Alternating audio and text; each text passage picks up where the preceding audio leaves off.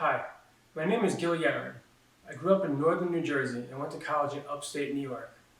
When I was 18, I went to my first Grateful Dead concert in the summer of '87 in Philadelphia and then in New Jersey.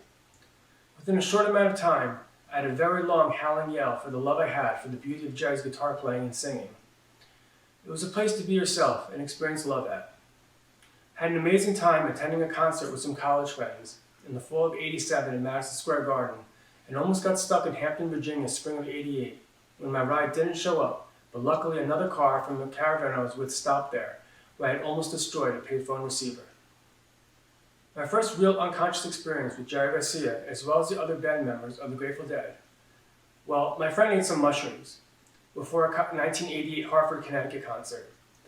I'd non-acceptingly paid scalping price for 2 tickets, and he and I went and did our own thing while our friends looked for tickets. It was before the concert started. We were at our seats, and he turned to me and said he was thirsty. He got up and started up the stairs, and began to wobble, and fell to the side and hit the side of his head on the railing. Within the next 5 minutes, we were in the hall, and he was on the floor, and I was yelling very loudly the name of my friend, "Don't do this to me." I yelled this numerous times, and it was probably quite interesting to concertgoers.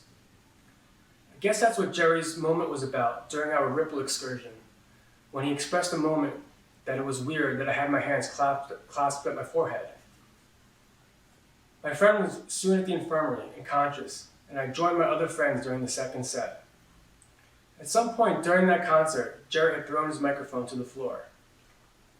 My next 2 unconscious experiences of becoming affiliated with the Grateful Dead was the second of 2 times on the 1988 spring tour when I traveled to New Jersey from upstate New York by myself to see an April Fool's concert, where they played Ballad of a Thin Man with the chorus, "There's something happening, but you don't know what it is, do you, Mr. Jones?" And the third unconscious experience for me was the playing of Blackbird at the first stop of my first tour at the last concert in Alpine Valley. I was taking the semester off during the fall of '88 and was in Landover, Maryland for the second night with some friends. I was on the balcony and at the top of a flight of stairs, and where an usher was kicking me out. And I said a kind word and he let me stay. I went back to the balcony. That was the first section forward from the stage on Jerry's side on the second level. And after one more Saturday night, they didn't get off stage and the first notes to Ripple rang out. A huge yell from deep in my gut came out that was very intense and was different from my howls. So there I was, not far from Jerry, for the singing of the 17-year Unsung Ripple. Jerry sang the last words of the song, "If I Knew the Way, I Would Take You Home," before closing with the la-da-da-da verse. And like a thunderbolt, he turned 90 degrees to his left and looked straight up at me. We were 100% completely eye to eye. My hands clasped and went up to my forehead, and after a while, Jerry seriously changed his facial expression for a moment, like he was very unappreciative of my praising him. The song ended and I was on my ass. By the way, I've studied acting for over 10 years and have a movie I'm trying to put together about Ripple, with a change about what took place in my life. It was like a legitimate experience that was a part of my life. I went 1 more night in Maryland, and then 4 in Philadelphia and 9 in Madison Square Garden. I had ordered mail order tickets for the last concert in Madison Square Garden that was with a pass to a gala reception in Greenwich Village after the concert that Jerry and Bobby would be at. I went with a few joints to smoke with Jerry if I needed, and a stuffed animal holding a heart that said on it, "My heart belongs to you," in case Jerry was going to take me home that night. It was ethically correct for me to be open like that at the end of the tour. At the reception, I was standing about 10 to 15 feet away from where Jerry was sitting behind the conference table signing autographs with Bob Weir. I was standing there eating a plate of food, and after a little while, Jerry, a little worn out at the end of the tour, turned his head and looked at me for about 10 seconds and went back to signing autographs. After that, I knew there was no reason for me to think Jerry was taking me home that night, and within a few minutes I had left after finding my friend that I went to the concert and the reception with. The best online database for viewing this video is on Jambase. As well, I viewed this video once on a videotape where I was hanging out that might have had better footage that I'll try to get. A few days later, a tour was announced called the Southern Tour that started 2.5 weeks later that started in Florida. I was only going to go to the first concert and last concert in Texas, where my sister lived, but stayed on tour and went to California where the Grateful Dead played year-round. This was the manner the Grateful Dead invited me to move to California. The next tour wasn't going to be until the springtime. When I got to California, I went to my first concert there. That was a Jerry Garcia band concert in Lake Tahoe. There was one concert the first night and two the second night. I was at the last concert, and when the concert started, I was able to walk forward towards the stage where there was a small crowd. It was a one-set concert, and Jerry looked at me with a matching smile most of the concert. I don't think there were any encores at those one-set concerts. My first Grateful Dead concert on the West Coast was at Long Beach, and they busted out Jack Arose. I was in the hall for the first time, and started doing my spinning at those concerts that a girl I knew from Maine did when I saw her in Madison Square Garden in a porthole where I was dancing, and told her about Ripple.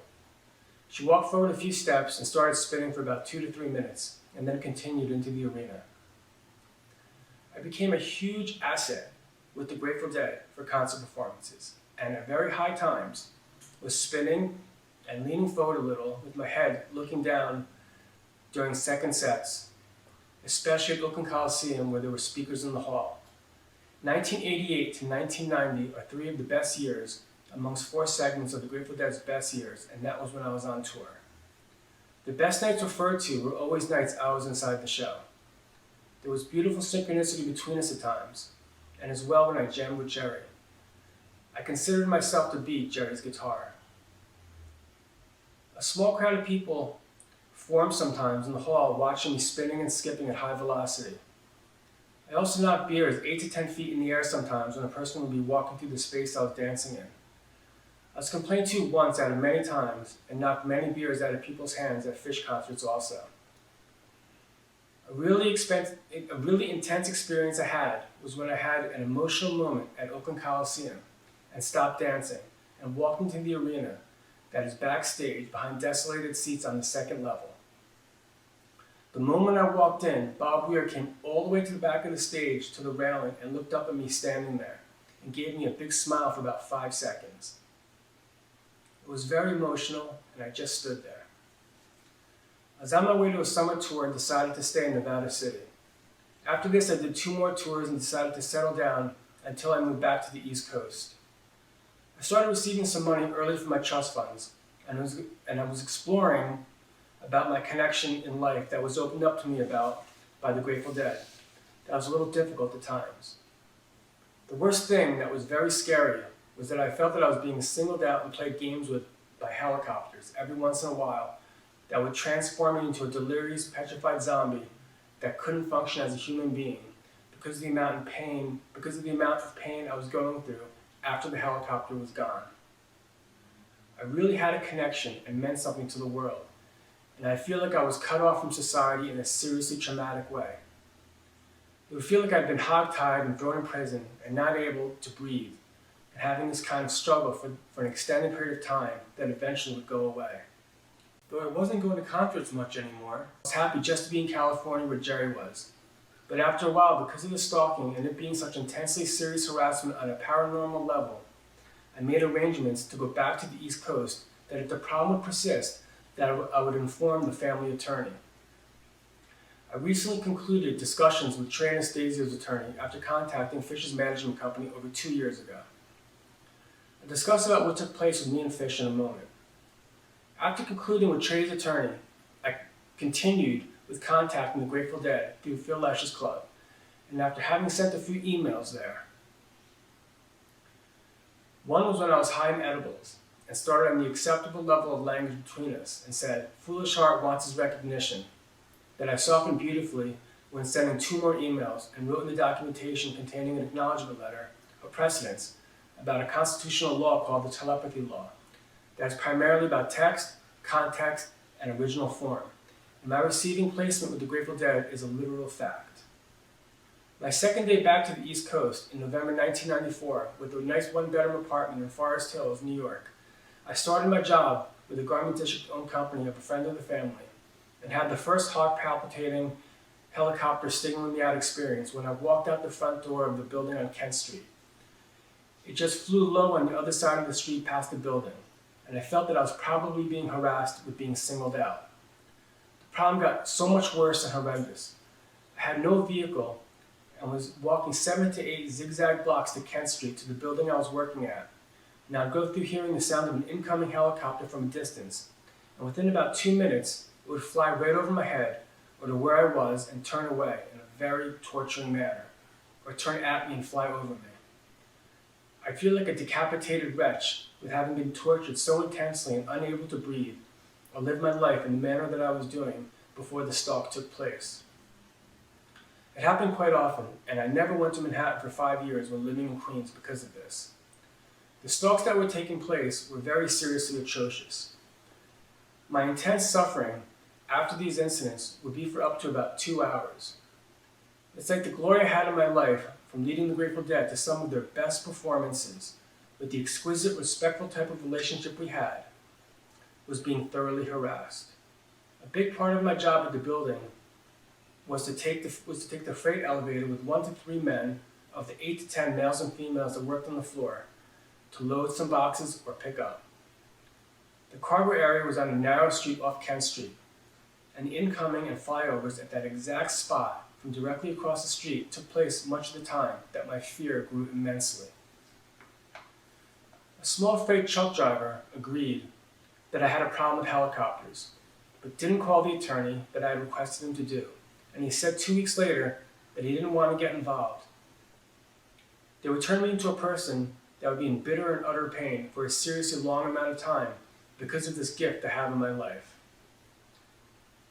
The fear was so high that I started being very fearful from going to where the cargo van or truck was, and I broke a dolly after kicking forward the lower portion of it towards the pole because of the harassment and feeling of being very seriously trapped in a vicious amount of extraordinary pain and suffering, like a completely different person with traumatic injuries from shock and torture. After being switched floors and working there for 2 months, I began taking samples of sweatshirts and sweatpants from the company I worked for to stores for a month before getting a vehicle and working at 2 flea markets. I had a customer on Orchard Street off Delancey Street.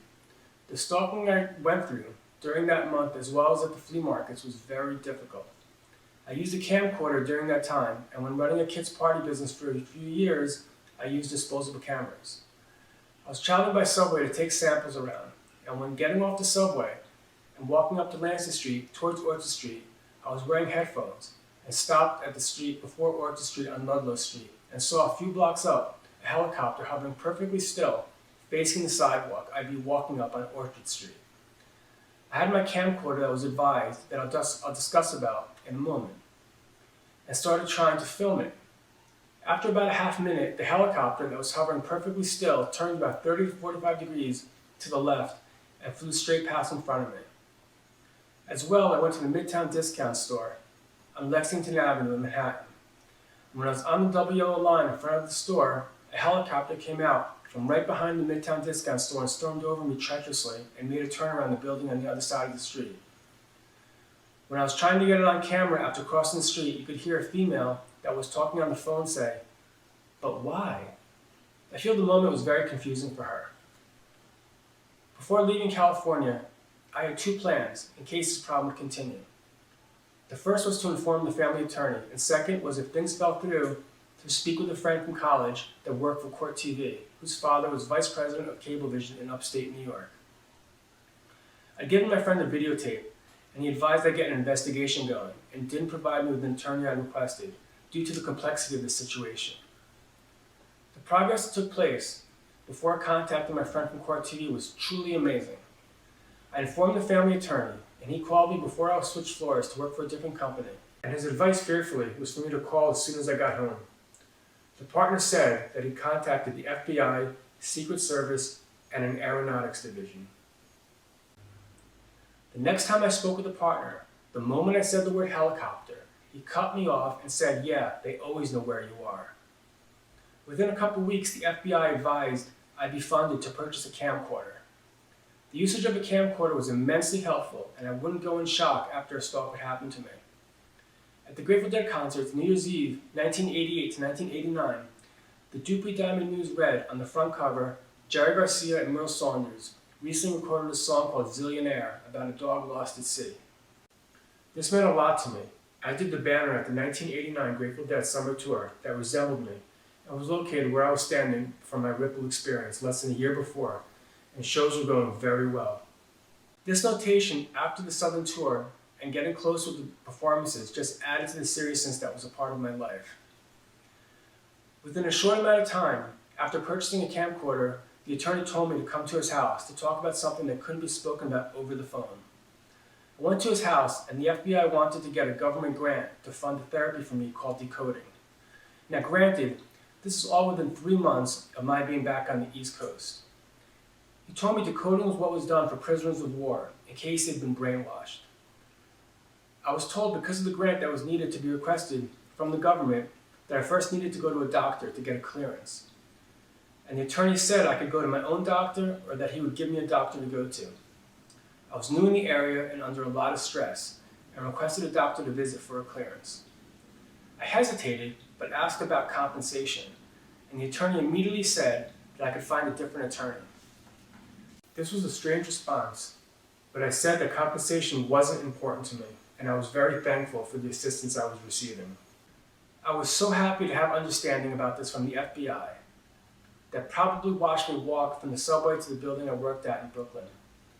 I felt that as soon as decoding was described to me, that it was more than what I needed, but that they were on the right track. I went to the doctor's office for getting a clearance for a government grant. I probably said that I had some discomfort when watching TV sometimes, but I think what might have stood out was that because I was happy and comfortable about things in my life, with having understanding from the FBI of how bad the stalking helicopters were, that I was slightly serious about making conversation with the doctor by saying that NASA could study me, and was being a little humorous because I hadn't done anything, and said I should ask for a pardon from President Clinton. The next time I went to his office, that was probably the third time, the first thing the doctor said was, "The FBI can't help you, I can help you." I was there for a clearance, for governmental therapy, for a problem that was investigated by them. They advised a camcorder before decoding therapy was discussed about with me, and I was confident about receiving a clearance. Unfortunately, before I went to my backup plan with my friend from Court TV, I decided that maybe, before bothering another person about this situation, that maybe my uncle, with his being a tough person and being a president of a corporation, that maybe he could help me with the problem. I sent a camcorder tape that wasn't edited carefully before sending it to him, because I had some pride with the attention I had received and would have appreciated the help. He wanted to hear nothing of it and began suggesting going to a hospital, and I simply said that my transition from the West Coast to the East Coast was difficult, and I wasn't bothered about the problem again, though it got some reference about recently when my trust fund income was depleted by 75% because of the money problem I had because of my poker tournament playing when expecting an annual check in the springtime. I spoke with a therapist in 2005 in Vermont. They gave me a clearance that I didn't receive a response about from the FBI. I received a response a year later in LA from the FBI for the FOIA that was sent by an attorney in Vermont that wasn't very helpful towards closure I was seeking. I spent 2 years of paralegal representation to gain closure with the Fish attorney. In 1999, after returning to the East Coast, November 1994, I picked up that I had this connection with Train Anastasia. I picked up on it while I was spinning, and at that concert I extended about 3 to 4 songs that were ending for about 3 to 4 minutes, and energetically jumped up spontaneously and ended the song perfectly each time my feet touched the ground. It was very exquisite, and the only time I'd ever done this at a Fish concert. Soon, my attending Fish concerts was similar to my going to Grateful Dead concerts, but it wasn't like hearing in the parking lot which night was the best, or if Jerry was smiling. My connection with Train Anastasia was very exquisite. Trey's very unique. When I was living in Burlington, Vermont, I was in Montpelier about getting a title for my car. I was walking on a sidewalk, and Trey popped out of a small ice cream parlor with an ice cream cone, and I said something to him as he passed. After greeting him, I said, "I can't believe I'm seeing you outside a show." And he said, "That's great, right?" I was a little stoned and stood there like an idiot for a minute, kind of like when I took it upon myself to walk up to Jerry's car window when he was sitting in his car in front of the supermarket, and he rolled his window down, and I said, "Hey, Jer." And he said, "Hi," and asked what I was doing. I said I was shopping with a couple people, and before the two girls came around from the back of the vehicle saying, "We love you, Jerry," he said to me, "What are you going to do, lube my engine?" As we were leaving, I was sitting in the back seat of the car and he was watching us. One time I snuck into an arena through an open door and was hiding behind some seats, and Jerry came out after a while and did a sound check. I got kicked out before the concert started, but got back in during the second set.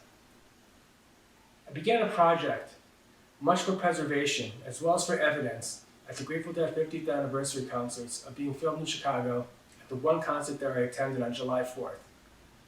I took a train there because I decided not to fly for a while and brought some elk steaks with me and had no food the last day, so I was pretty malnourished for the concert, if you have any belief in this story and listen to the concert that Phil says stay when speaking. But I was attending improvisation classes and didn't want to miss a class, and he was goofing around anyway. Thank you very much for watching this video, and stay tuned for my releasing in the next few days some dancing footage of me at Dead & Company, Fish, Eric Clapton, Neil Young, Bob Dylan, and for public interest, Bocelli. When I attended Eric Clapton, I danced really hard during Jimmy Ray Vaughan that was opening up for him. I went to the upper tier directly to the side of the left of the stage for the second opening band with my photographer. When Eric Clapton came out on the right side of the stage, within 5 seconds of his being on stage, he turned his head 90 degrees to the left, quickly and firmly, and gave me a strong glance. I then exited the arena to the hallway to do some dancing and spinning, and filmed at 2 concerts and got some pretty exceptional footage. When attending Neil Young in concert, and he was playing a lot of his great songs, I had one explicitly intense experience showing me that I had connection with Neil Young. A girl stopped and asked for a hug, and Neil's guitar playing became extremely innovational at that time in a very touching and amazing way. He also encored with Vampire Blues that night that he hadn't played in 40 years. Because of this gift in my life and my trying to gain fame, I have practiced celibacy for about 15 years in an ethical and moral manner.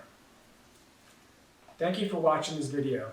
I'm posting 2 videos of pictures and camcorder recordings of this stalking. Also, please check out my GoFundMe account in case my irrevocable trust fund agreement amount gets cut off, that an attorney told me recently that the immorality behavior listed in the irrevocable trust fund agreement wouldn't be a problem. I've owed $50,000 for credit cards for over a year that I posted on a debt resolution document about. I also posted footage of one Bocelli song of me spinning and dancing. This should help my legal parameter in presenting the Grateful Dead and Fish with an acknowledgement letter and request some celebrity start-off money to help with the movie I'm planning on making about Ripple, followed up by a creative story. Please use your discretion when viewing my helicopter stalking pictures and videos. Stay safe and be well.